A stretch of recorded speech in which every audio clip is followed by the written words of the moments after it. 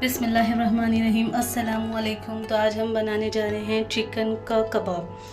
तो उसके लिए हमें क्या क्या चीज़ की ज़रूरत है तो चलिए देखते हैं। हमने 3 से 4 प्याज के बजिश्ते लिए हैं, 10 से 12 लहसुन की कलियाँ ली हैं, 3 से 4 टुकड़ा अदरक का लिया है, पुदीना लिया है, 4 से 5 हरी मिर्ची और 1 नींबू लिया है। हमने चिकन का कीमा 1 केजी लिया है। मसाले में हमें चाहिए धनिया powder, red chilli powder, turmeric powder, paprika powder, ज़ीरा पाउडर, गरम मसाला पाउडर, नमक हस्बे ज़रूरत, धनिया की पत्ती ली हमने जिसे बारीक काट ली है। हम तमाम मसालों को हम ग्राइंडर में पेस्ट बना लेंगे।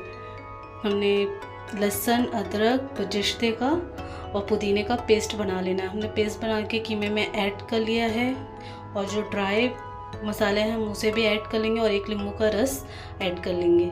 तमाम मसालों को डाल लेने के बाद आप अच्छे से उसे मिक्स कर लिया। 2 घंटे के लिए आप इसे कवर करके रख दें। 2 घंटा हो गया है। हम कबाब को शेप देते जाएंगे। हाथ में ऑयल लगा लें, कबाब का शेप बहुत अच्छा आता है। अब हमने कबाब बना लिया है। अब इसे हम फ्राई करेंगे। एक फ्राई पैन में हमने ऑयल डाला है और तमाम कबाब को एक एक करके फ्राई करेंगे। फ्लेम हम मीडियम रखेंगे। कबाब हम गोल्डन होने तक के फ्राई करेंगे, फिर से डिश आउट कर लेंगे।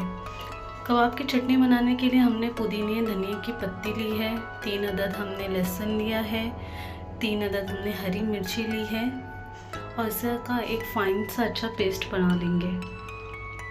हमने मेयोनीज़ ली है। तो हमने जो चटनी बनाई थी वो इसमें ऐड कर ली है मेयोनीज़ में, उसे अच्छे से मिक्स कर लें।